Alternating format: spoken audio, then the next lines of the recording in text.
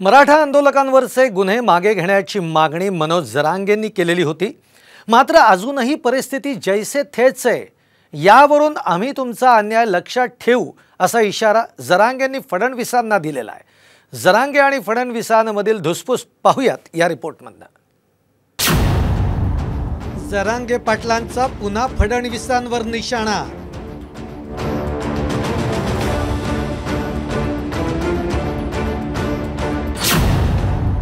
फडणवीसांचे शब्द मराठ्यांनी मनावर कोरलेत।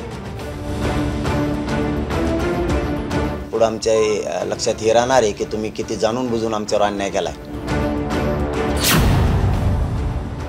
मराठा आंदोलकांवरचे गुन्हे मागे कधी घेणार, जरांगेंचा सवाल।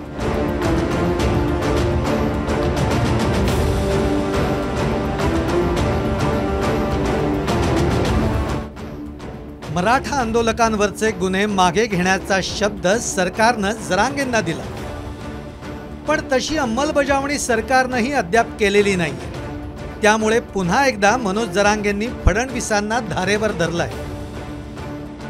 पुढे आमच्या लक्षात हे राहणार आहे की तुम्ही किती जाणून बुजून आमच्यावर अन्याय केलाय। आज तुम्ही अन्याय करा, आमच्या लक्षात राहते की तुम्ही आमच्यावर कसा अन्याय करायला लागलात।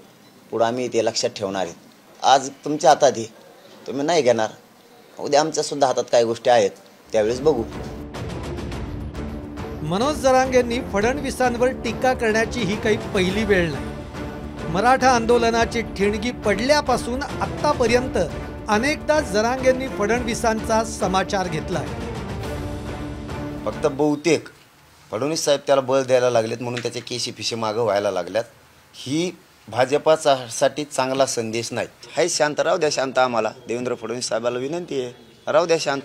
कशाला वातावरण ढवळीता नका। तुमच्या डोक्यातलं काही विषारी विचार असेल तर मराठ्यांच्या नेत्याच्या डोक्यात नका ओतू आणि त्यांच्या माध्यमातून नका मराठ्यात कलहलो। त्या एका नेत्याचं ऐकून मराठा समाजावर अन्याय त्यांनी करू नये, आणि त्यांना जर त्याचा ऐकून जर अन्याय करायचा असला तर पुढचं त्यांचं भविष्य पण अडचणीत आहे, आणि त्यांना मराठ्याच्या दारात महाराष्ट्रभर यायचं बंद होईल। मराठ्यांच्या दारात महाराष्ट्रभर। जालन्यात मराठा आंदोलनाची ठिणगी पडल्यापासून जरांगेंनी वेळोवेळी फडणवीसांवर हल्लाबोल केलाय, पण जरांगेंचा फडणवीसांवर विशेष राग का आहे पाहूया।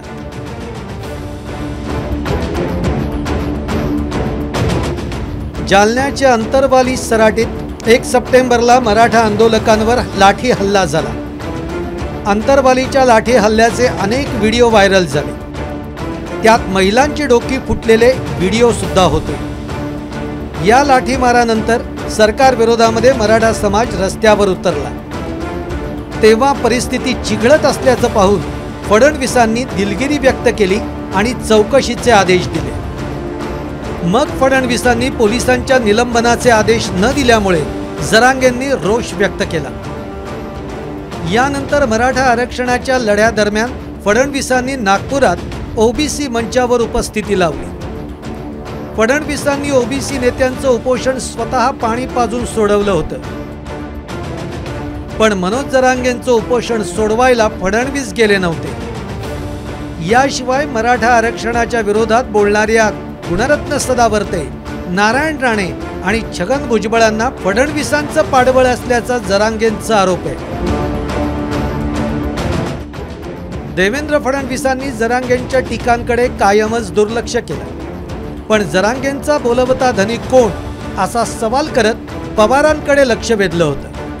योग्य वेळी सर्व खुलासे करण्याचा इशाराही फडणवीसांनी दिलाय। मराठा आरक्षण प्रश्नाची गुन्हे दाखल होते ते मागे घेतले नाही, त्यामुळे जरांगे तुमच्यावर आता टीका करायला योग्य वेळी सगळ्या गोष्टींचा खुलासा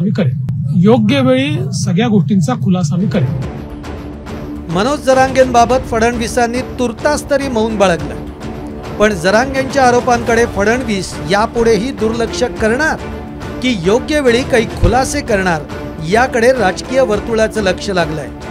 ब्युरो रिपोर्ट, साम टीव्ही न्यूज।